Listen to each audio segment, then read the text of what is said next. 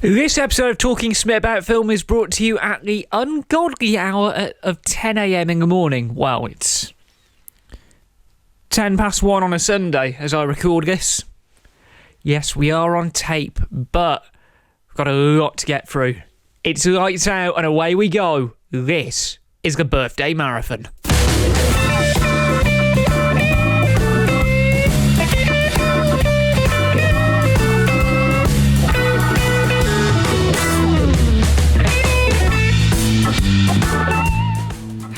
Well, good morning and welcome to a special extra episode of Talking Smit About Film. We may be on tape for everything today, but given the fact it's a certain day and we've got a lot planned, it's only fair that we do two of these back to back.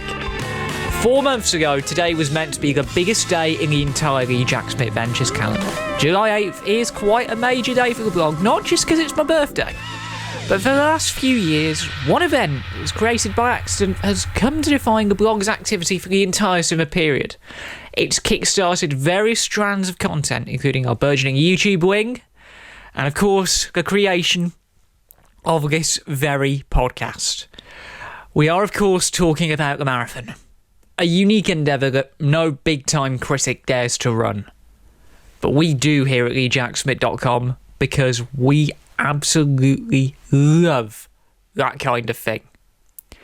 So for this very special extra podcast, we're going to give you the story about how it all came to be. And because it's a marathon, blue's not the right colour. I think gold? There we go. So it all really began 7 years ago. A couple of weeks after we launched TheJackSmit.com, I went down to London for the very first time and I walked past View Leicester Square and I had the idea in my mind.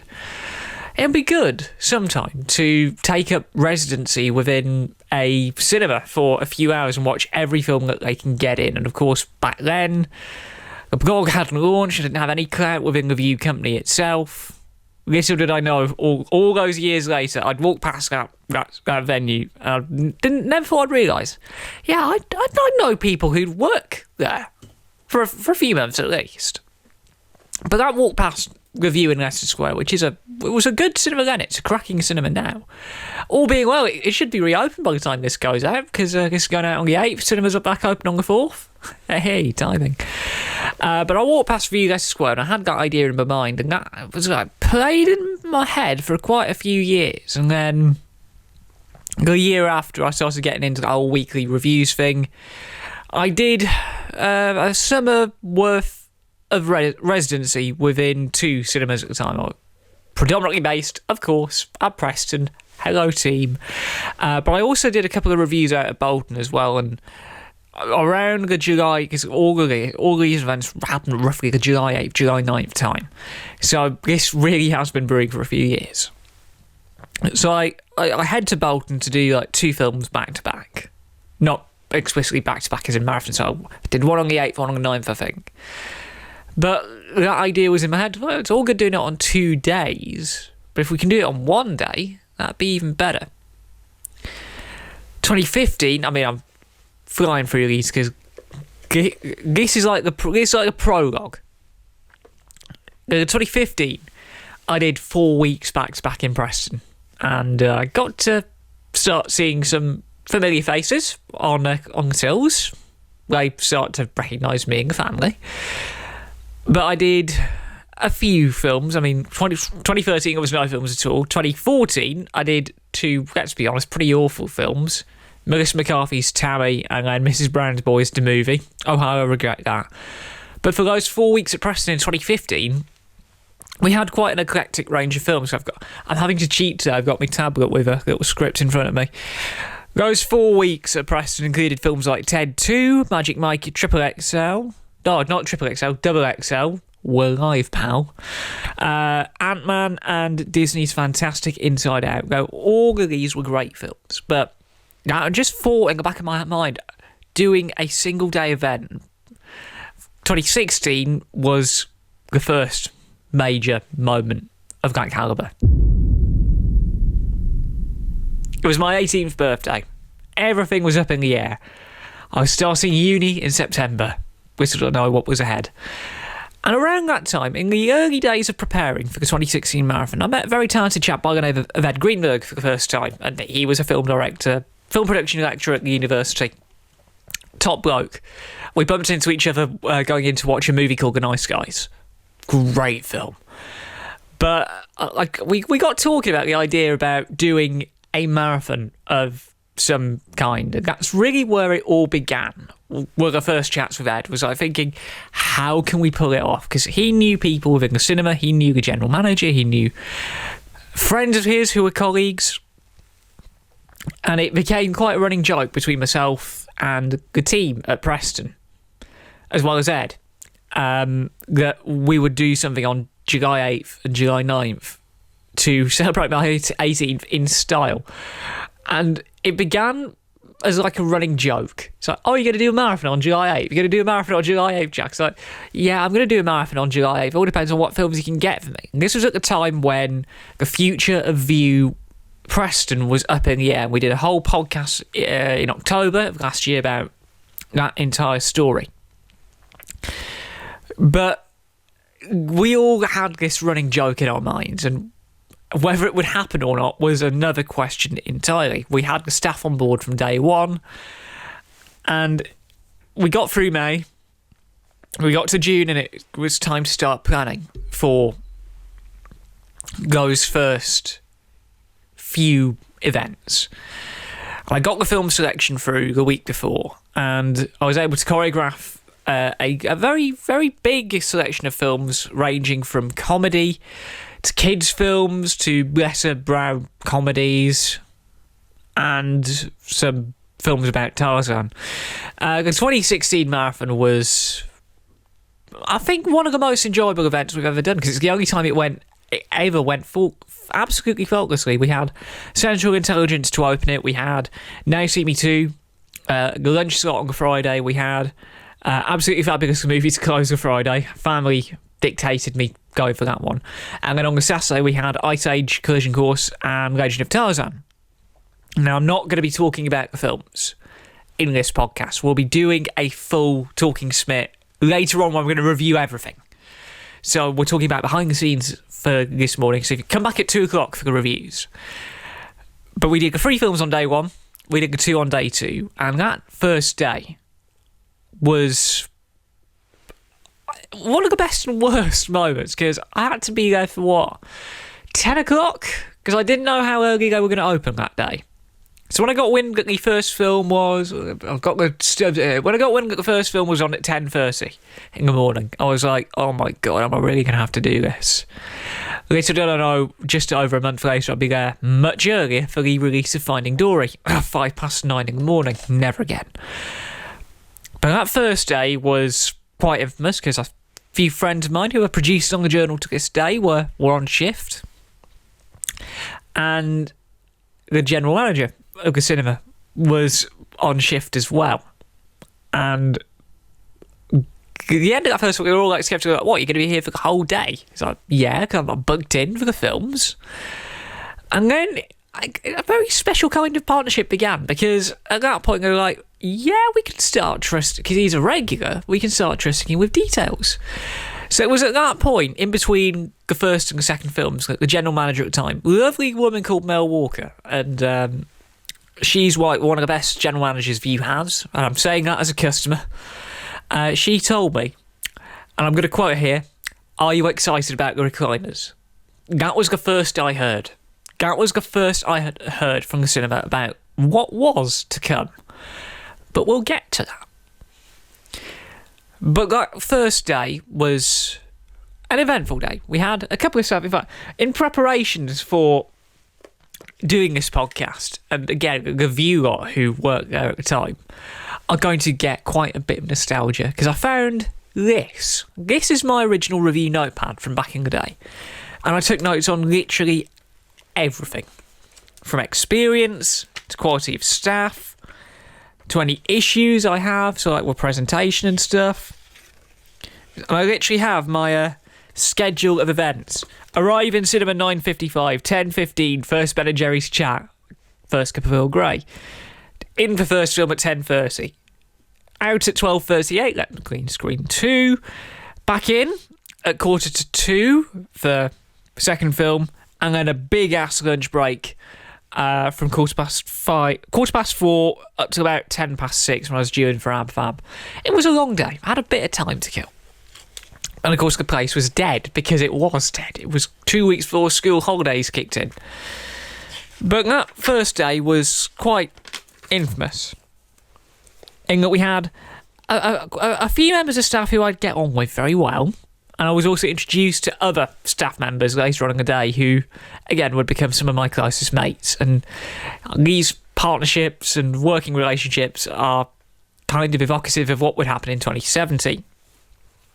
But to give you a bit of context for the little selection that I had, because again, I just finished college, I had quite a lengthy summer to kill. The UK number one that weekend. Actually, no. Let's do this properly. I've just remembered on my OBS studio, I have my old UK and Ireland box office bed. So, if I put my headphone in, I can hear it. This was the box office that weekend. At 10th place was Teenage Mutant Ninja Turtles Out of the Shadows, a film which I hadn't seen at that point. Can't really say much about it. At 9th was The Jungle Book. I'd seen that in early April, so we could rule that movie out quite instantly. It was a cracking film though. At 8th was Alice Through the Looking Glass, a film I'd seen on the bank holiday weekend in May. Again, wasn't great, but I could rule that movie out. At 7th was The Nice Guys. Cracking film, met Ed Greenberg over it. Quite a few stories to be told there. At 6th was Me Before You. I'd seen that film like a couple of weeks before. Thought it was okay. Didn't want to put myself through it again. At 5th was The Conjuring 2. A movie which I had absolutely no interest in. Horror films, we don't review them here at TheJackSmit Ventures for very obvious reasons. And kind of understandable, really. At 4th was Independence Day Resurgence. Seen that on the day it came out. Wasn't putting myself through it again, especially in light of the Brexit vote that had happened. At 3rd was Central Intelligence, and that was one of the key decisions behind picking that film to be part of the event. It had come out a couple of weeks prior. It was a 12 film, it was easily available. I was of the mentality that, yeah, it was pretty easy to get my hands on tickets for that. At 2nd was Ab Fab, and it was the new entry that week. It had come out on the 4th, and everyone was like, of the mentality of, is it going to do well, is it not going to do well? Didn't do enough to dethrone that week's incumbent number one, which was, of course, Secret Life of Pets. And I've hit the music perfectly. First time in 4 months I've done that. But yeah, Secret Life of Pets was the UK number one, and I was determined to see it as early as possible. I seen it at a preview weekend. I didn't enjoy that film. I didn't enjoy that film at all. But that's the way the cookie crumbled in terms of the makeup of the marathon. There was a lot at stake in terms of making it all work. And it did work. That first day was absolutely brilliant. And again, I'm not going to dwell too much on the actual details of the films, because again, 2 o'clock this afternoon, we're going to put out a full Talking Smit About Film episode, reviewing pretty much every film that's been part of it that we've not reviewed on the podcast. We've reviewed a couple of them in the past.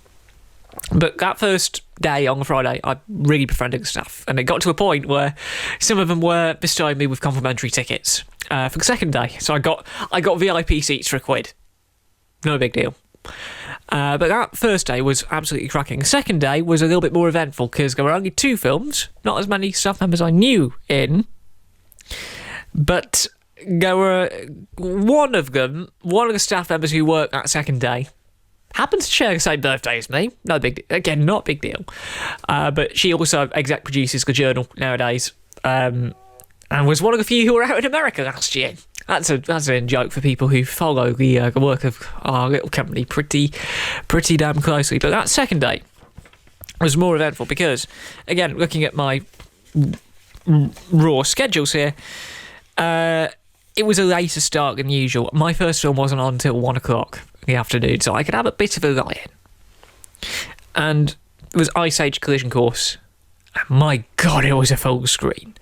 This was around the time that I would really start to get an insight into how this industry truly works, because I was pretty nerdy about projection. I'd just done a whole module at college about the digital screen network.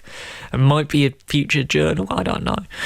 But I only had 2 films. I had Ice Age at 1 o'clock and then Tarzan at 4:25. So I had, again, quite a few hours to kill. And I didn't have a laptop back then. I literally only had this. So writing reviews on this thing was easy said than done. That explains why after middle of 2016 the reviews got longer. Because they're originally super short reviews, but we're going back and we're bringing all 400 of them up to spec. But that second day I was unstoppable. I was of the mentality that, yeah, this marathon thing is actually worthwhile. It's possible. It's doable. But little did we know that after the 2016 marathon, things were going to get a whole lot more difficult. Cast your mind back to 2017. Musicals were king. Logan was the new superhero trend of the time, making R-rated films a beautiful thing.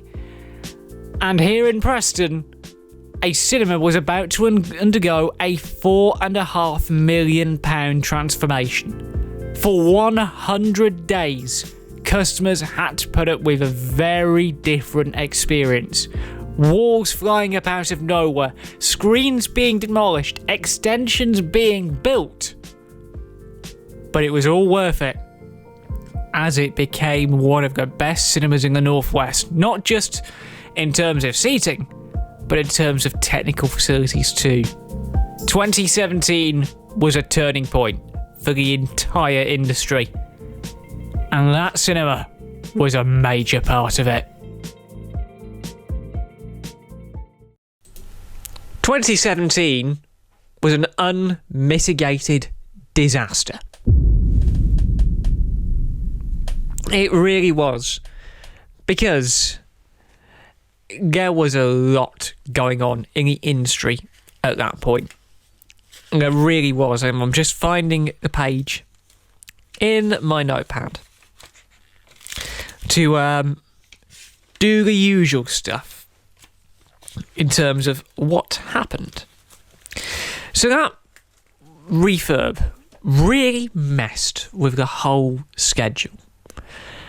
Because at the time, View Preston were limited to opening at 4 o'clock every weekday afternoon. And of course, if you visited the cinema since then, you can understand why they had to open at that ridiculous time in the afternoon, because it didn't look like that back then. It was legitimately a construction site. Future me in the edit, flash a picture up now, or if it was in the little VT that just played, I don't know. But there was a very limited selection of films that week, because we were on, I think, how many screens? Between 2 and 3 screens were operational at the time, which meant we didn't have much wriggle room. We had a few films on decent times, but they really wanted to push Spider-Man and Despicable Me as like the big films. So the decision was made around the time the refurb kicked off in April that we're going to do at least one day at another cinema. And that's a decision I've come to regret a lot. Because we went to view Bolton. Why Bolton, you ask? Well, they had the recliners in place. So it was my very first time testing out the seats. Although if I'd have known, if I'd have known I would receive a certain email the day after I went to view Bolton, I wouldn't have gone down. But yeah, I didn't know anyone at Middlebrook. I knew someone at the Starbucks, so that was a thing.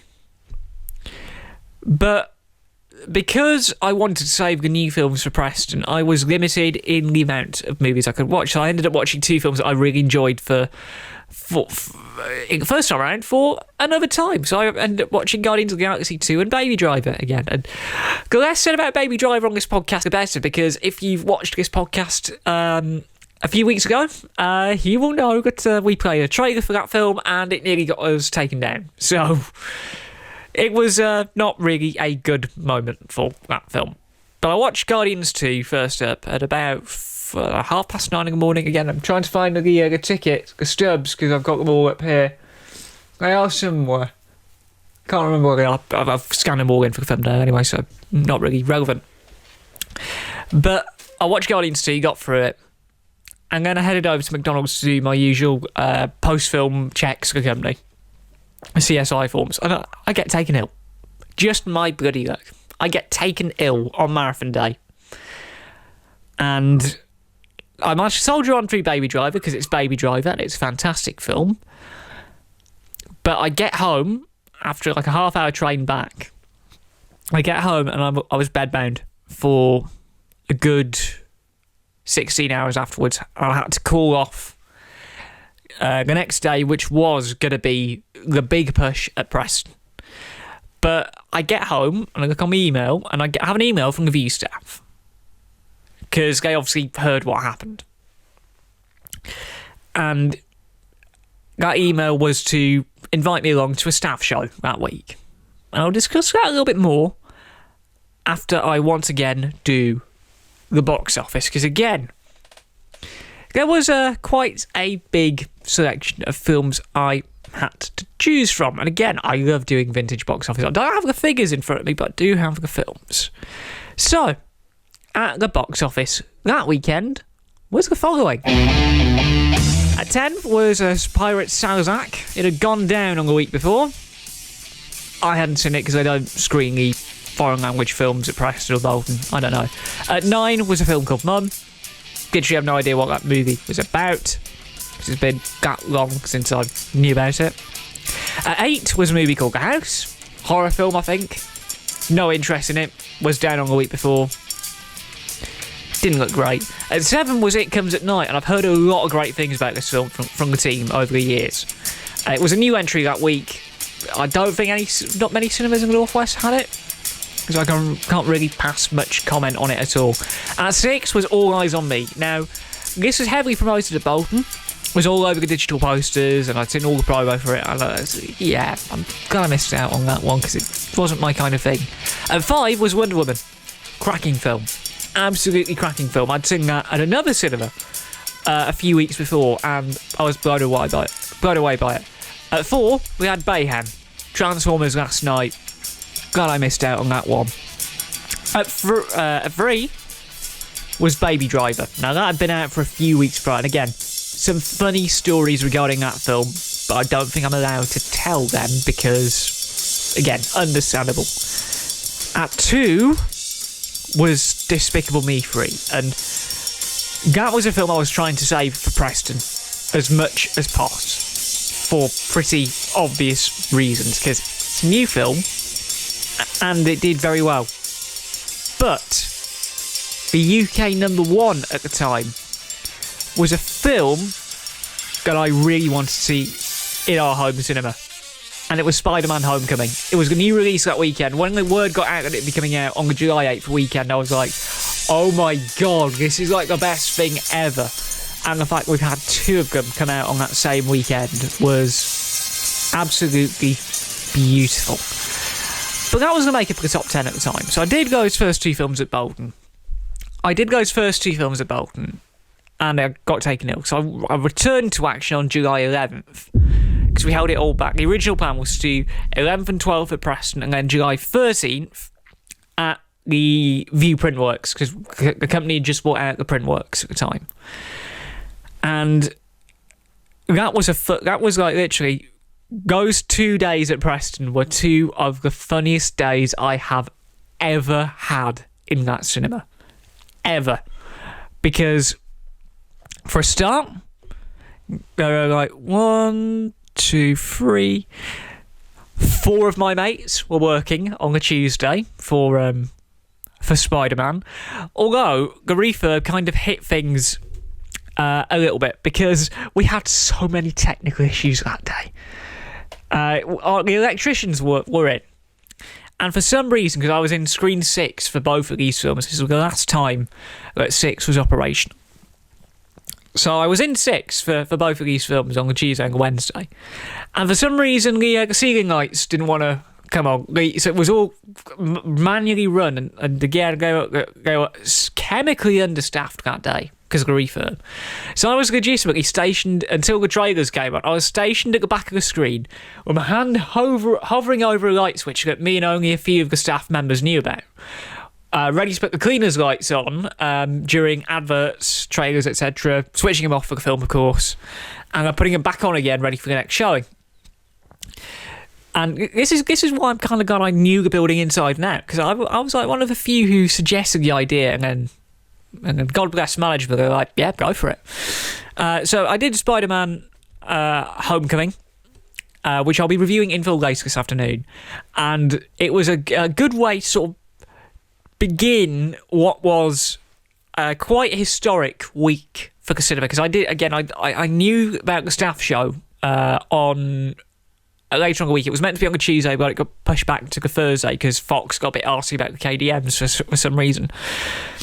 But on the Wednesday, I came back in for Despicable Me 3. And this is quite an emotional one, because this was the very last time I got to see the old school view Preston, because every movie I seen after that point was in the new screens. The refurb, we were at the halfway point of the refurb at that moment. And again, a lot of my mates were working that afternoon. And Despicable Me 3, hilarious film. But it's the events of what happened after the film that I will cherish for a lifetime. Because the staff and I had been like joking all over the summer, because we'd all been like bantering on Facebook over the last 6 weeks over the course of the refurbishment. We started dabbing during the end credits of the film. It was just me and the staff in the screen. They were cleaning up. And then I can't remember who started it off. I think someone who's no longer with the company now began dabbing, and then everyone partook, including myself. And that evening, we all started talking on Facebook, and I started chatting properly with someone who would go on to become not only one of my best mates, but one of our best exec producers alive, Sarah Boyce. Absolute legend. She single-handedly saved this season from disaster, but that's not for podcast consumption. But the real highlight of the 2017 birthday marathon, it wasn't on my birthday, not the first time we've run birthday marathon not on the birthday, was a moment that had been over a year in the making. And I think this little commercial gives you a good indication as to why it was a big deal.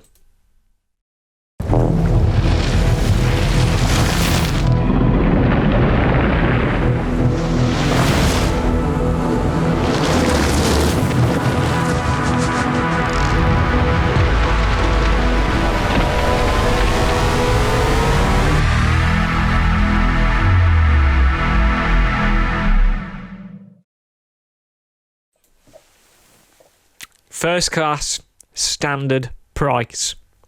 On July 13th, 2017, I was lucky enough to be in the very first audience to use the brand new Screen 1 at View Preston. It was an absolute honour to be a part of it. We watched War for the Planet of the Apes, and I reviewed that on a Talking Smit About Film episode back in November, I think. And it was a brilliant way to herald the start of a brand new era for our humble cinema, because it was in 7.1 surround sound, it had the new top-of-the-line equipment. It was, by far and away, the right film to reopen with, and I literally have the poster up there to prove that. Surprised none of you have noticed that during the duration of this season. But it was myself, 30 of the View team, a couple of friends and family, including Ed Greenberg, because of course it'd be wrong not to have a filmmaker in the screen to test out new technology that none of us had really experienced before. And this was 2 weeks before the customers got to experience the seats. Now, again, humble brag, I was in the first public show with the new seats a couple of weeks after, but I was saying to Tom Mitchell, who was the general manager at the time, this is brilliant, but you're going to have to work on lighting a little bit, because like, this is an issue to this day, and I don't know if it's still prevalent to this day, because I'm not going to be in there until a point later on this year. You're going to tune in to Talking Smit About Film at half 3 this afternoon to find out when I'm coming back. But I said to Tom, like, well, yeah, the lights aren't fading properly, they're just literally popping on at the end of the film. They're meant to fade smoothly, and I'm not sure if they've ever fixed that issue, because last time I was in, it was still the way it was. I figured out means and ways around it, but still one of my number one complaints about that place. Not a smooth fade at the end of the film, but that's kind of like an irrelevant deal. But we get to view, and I got to sit in those seats for the first time with a mug of Earl Grey, because we didn't have any tea-making facilities. They got rid of the Ben & Jerry's first to build the new concessions, and you should have seen the look. The staff members who were there at the time will remember the look on my face when we realised that we couldn't get Earl Greys in. I had to run over to the Starbucks across the road to get my Earl Grey fix, and having to smuggle it in contraband, because you can't bring your own hot drinks in. Having to smuggle them in contraband was quite a fun banter we had with the staff at the time about smuggling those cups in. I'm glad we have a single gate now, because it's been a lot easier to police that sort of thing. But we do this staff show. It's a brilliant film. Brilliant way to close the marathon off with my friends and the View family. I lovingly call them the great men and women, because they are really great, and they've been like invaluable over the last couple of years, especially that core lot. They know who they are. They will remain nameless because they are back at work now. But a lot of the people who were in Screen 1 that night were privy to a little idea for a video series I would end up creating a year later. And at that point, we go in to 2018. A real homecoming of sorts. Another 2-day event. The last time we held it as a 2-day event. And the first day was the infamous Sicario showing. But you're going to have to wait a little minute for that, because we are going for a brief commercial break. But it's not any old commercial break. It is for a podcast that you may or may not be seeing here on this channel straight after this Talking Smit About Film. As a lot of you will be aware, I do a new podcast with Dan Carver. We call it the Rip Ticket Review, and this is the sort of thing that we get up to maybe every Sunday, could be every fortnight by the time this goes out, but this is the sort of thing that we get up to. In a world where film podcasts solely focus on multiple films and multiple stories, what else do you need than two blokes who used to present a radio show talking nonsense about film? The Rip Ticket Review is the new podcast from myself, TheJackSmit, and my very good friend Dan Carver, former presenters of Pulse Radio's Rip Ticket show. And every Sunday, we get together online and talk nonsense about the infamous films, the infamous directors, and the tales that make these things interesting. We've looked at things like The Room. I got the results of the test back. I definitely have breast cancer.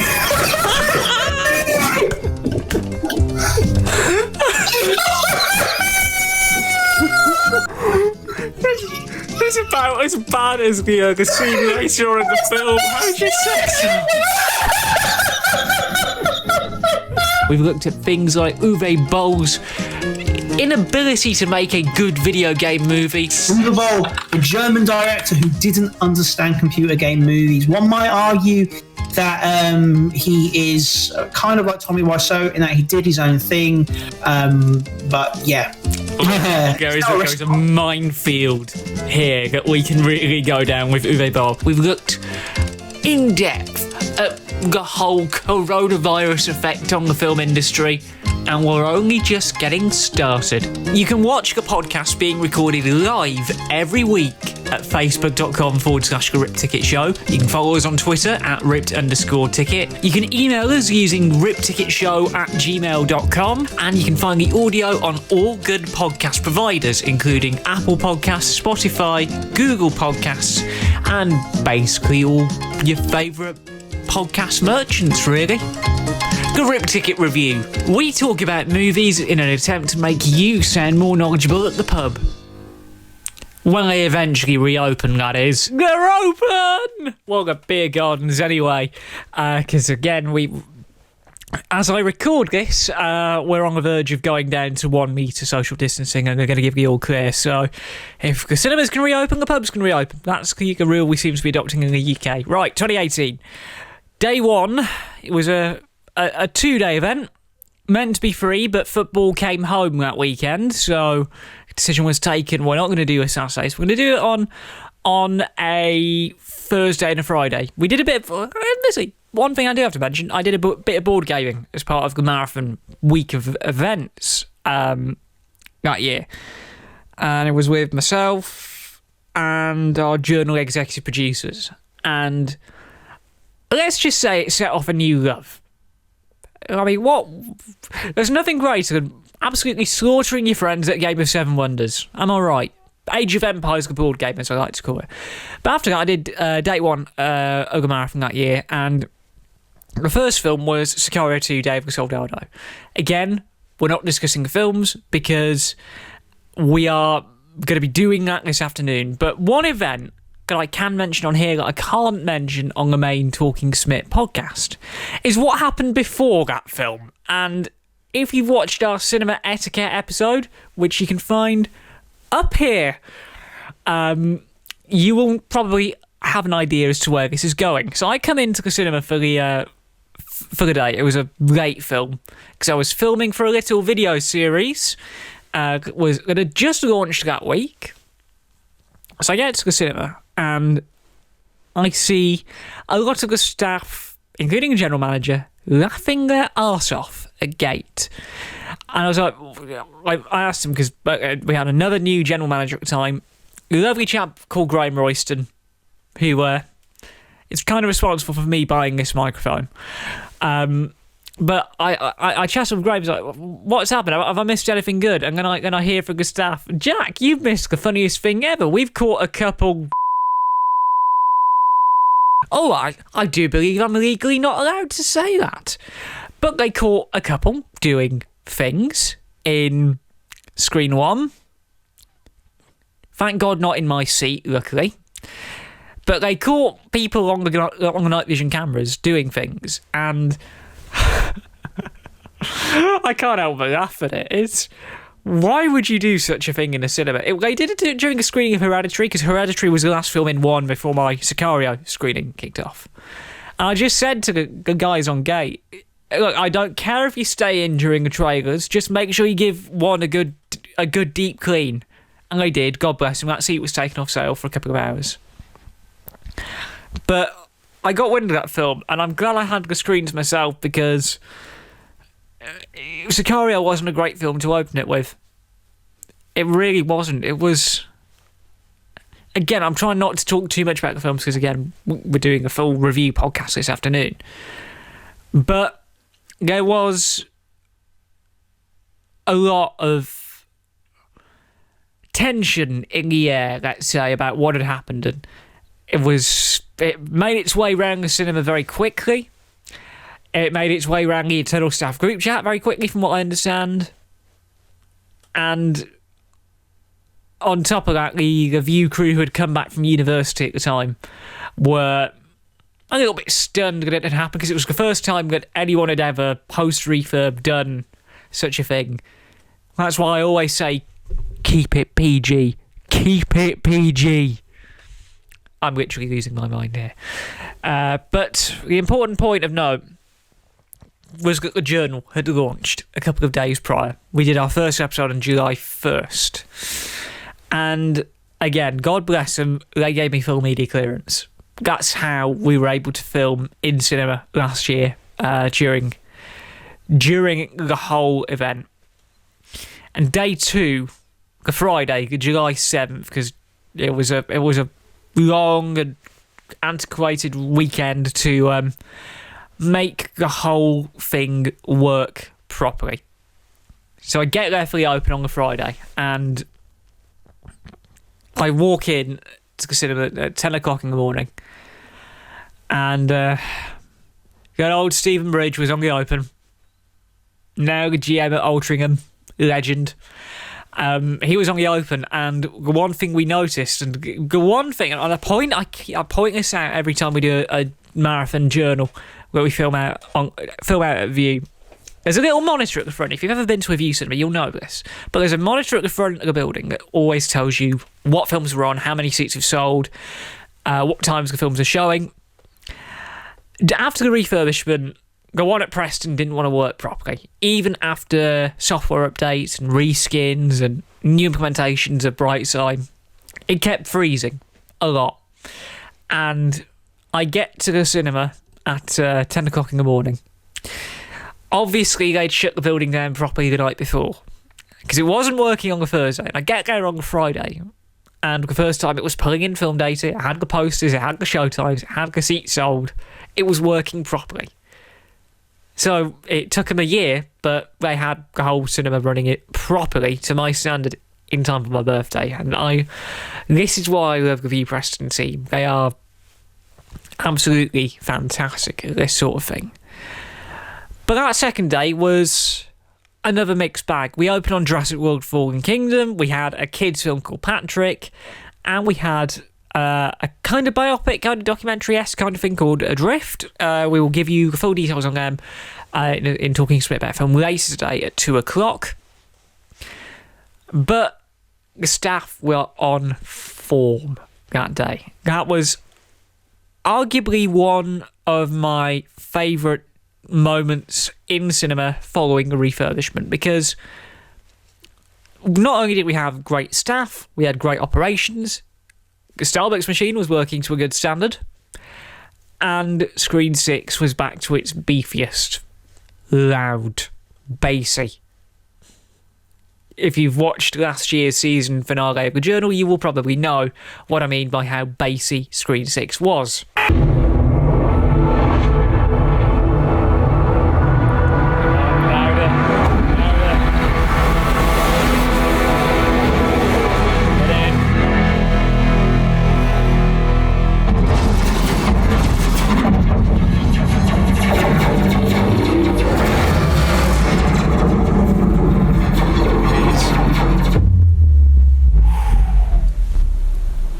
And that was before they turned it down.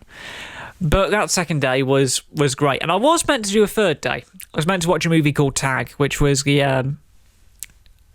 I felt a comedy film. I've not had a chance to watch it since, because I've been that busy doing a monthly video series, takes a lot of time.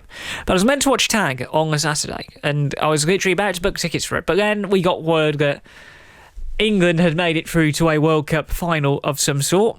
Trying to remember exactly how far it was, because at the time, the football was quite a big deal in the UK, because Southgate was in charge. We won a penalty shootout for the first time ever, and everyone was basically living in the pubs at the time, and it was quite the week. Was very touch and go as to whether we'd be able to pull the marathon off, because Preston has a lot of pubs, and it was right. So yeah, we made it to the World Cup semi-final, and the semi-final was played on Saturday, and the decision was made to avoid Preston that Saturday. So any plan I had was called off. And it was a decision that I'm kind of glad, because it was absolutely roasting that Saturday afternoon. I hate the heat. That's why I've been kind of glad I've been working from home for the last 3 months, because any form of heat literally kills me off. Filming that link for the journal, that second journal that went out on August 1st last year. Filming that link, I legitimately had to find shade next door to the Prezzo just to get the shot to a degree that I'd like it. And I also found out the hard way, never wear a lavalier mic out in public, unless you really have to for audio quality. Yeah, I learned a lot that weekend. but it was really where a lot of the friendships and the working partnerships would go on to shape the journal were formed that weekend, because a lot of our producers, a lot of our writing team, a lot of our riff techs, as we call them. Our riff techs basically, I've never explained what riff techs are. Riff techs are basically like advisors to help make them funny. And that team have really done a lot of riff teching for me over the last year or so. There are many stories to be told about the stories we get up to in that place. But again, as they're all back at work now and not furloughed, we can't really tell those stories. But that marathon in 2018 was really, really good, even though it didn't go to plan. And now, with 44 minutes recorded, let's talk about last year.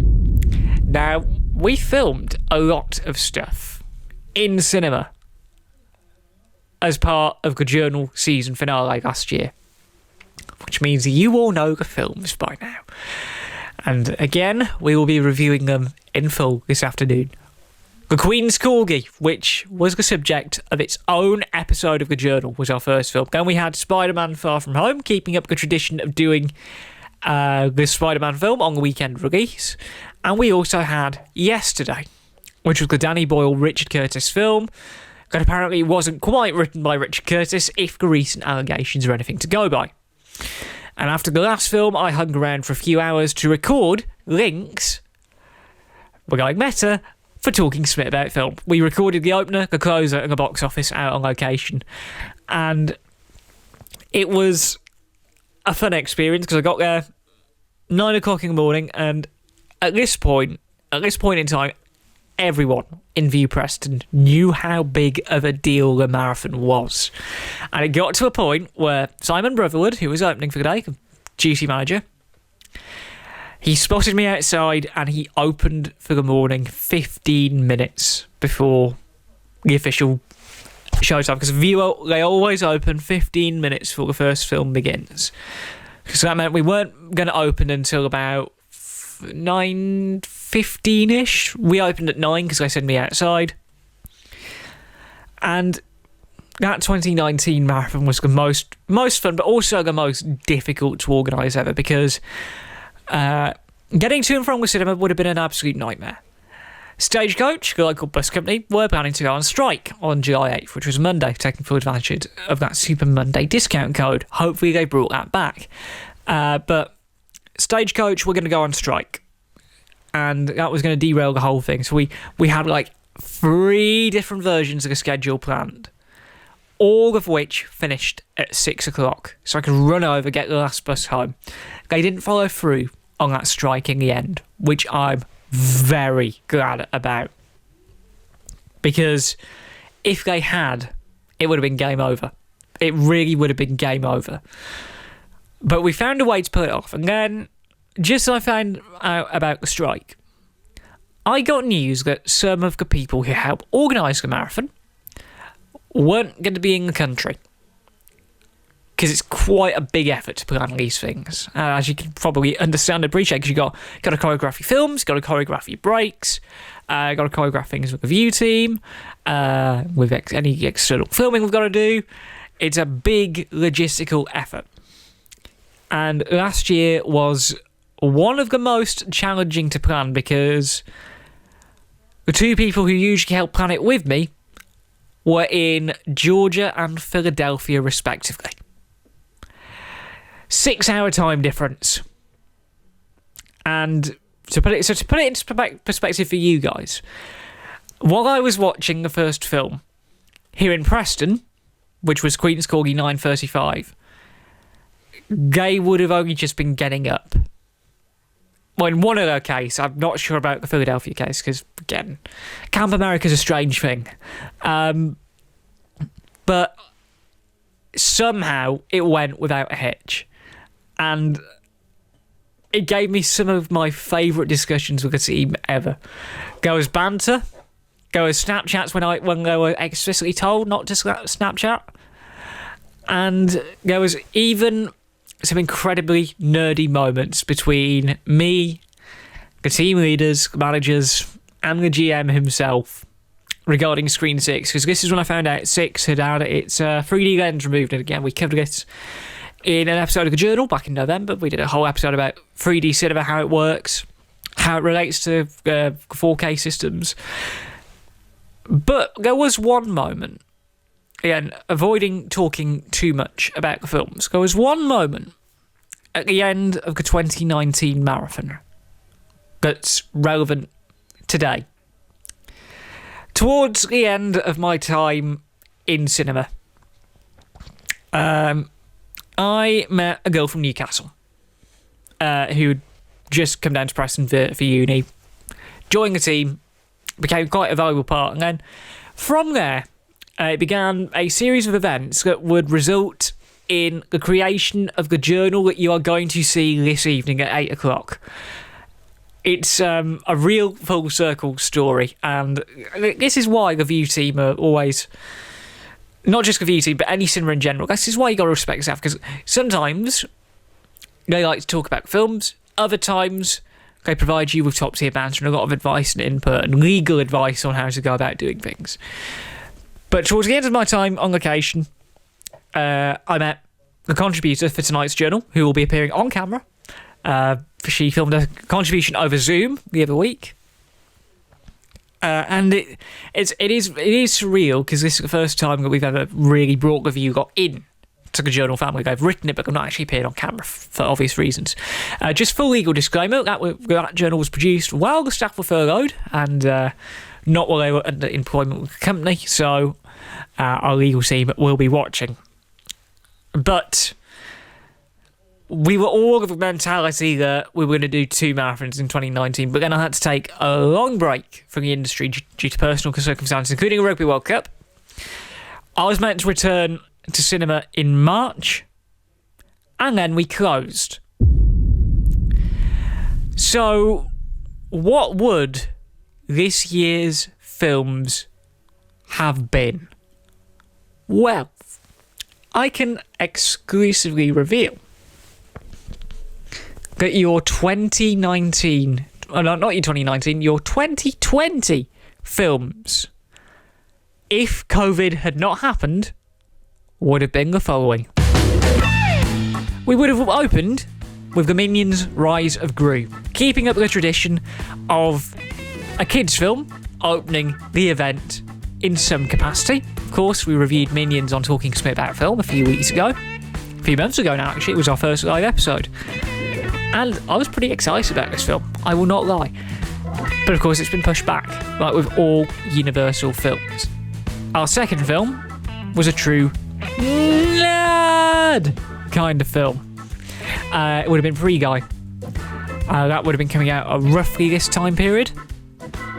And it's the new Ryan Reynolds film.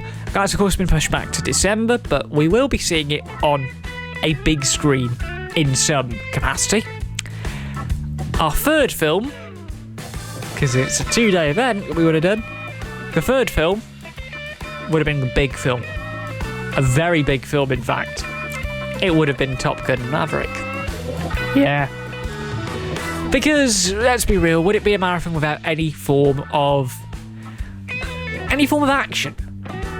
And obviously, it's been pushed back to later on in the year, with no Tenet. If Tenet had come out on the 8th, I would have been in my element. But I say it would have been a 2-day event because I would have also watched on a second day Into the Heights, just for the culture, purely because it's a musical that's been adapted to film, and it's a topic that's tried to be done by studios a lot of times. Obviously, with Greatest Showman becoming a success that it did 3 years ago, with La La Land becoming a success that it was 4 years ago, and a lot of people trying to replicate what Cats did, albeit in a much better way than what Cats did, without CGI and all that kind of thing. It would have been a good film to close on, and a nice setup for the fact that Hamilton's going on Disney+, which is kind of self-explanatory, really. But the 2020 marathon would have been absolutely incredible had it gone ahead, that is. But that is really what could have been. This is the thing, though. There will be a marathon this year. I can confirm that much. There will be a marathon this year. I don't know when. You don't know when. You'll have to tune in to Talking Smit later for that. But there will be a marathon later this year when it's safe to do it. And we will have a cracking lineup in store. And that is the story of our little event.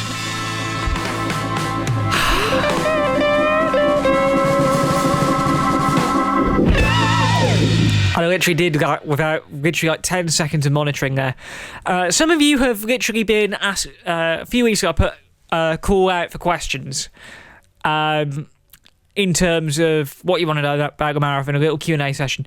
But the one that really took my mind was what has been your favourite moment from not just from the marathon, but from running a blog over the last couple of years.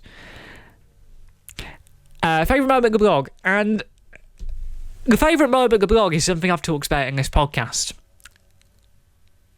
And that is the 2017 marathon. Watching War for the Planet of the Apes in Screen 1 with the team. It was a big moment. And it was kind of like the first stage of the reopening of our cinema. And it was a moment that I don't think any of us will ever forget. It's a shame that we don't have any stubs for it, really. But that refurbishment was an absolute nightmare, and it really derailed things and made life a bit of a nightmare, let's say. And with that, the story is almost complete. It is complete, but it's not quite fully over in terms of the content. I'll be back here at 2 o'clock with new content for the main Talking Smit about film for this week.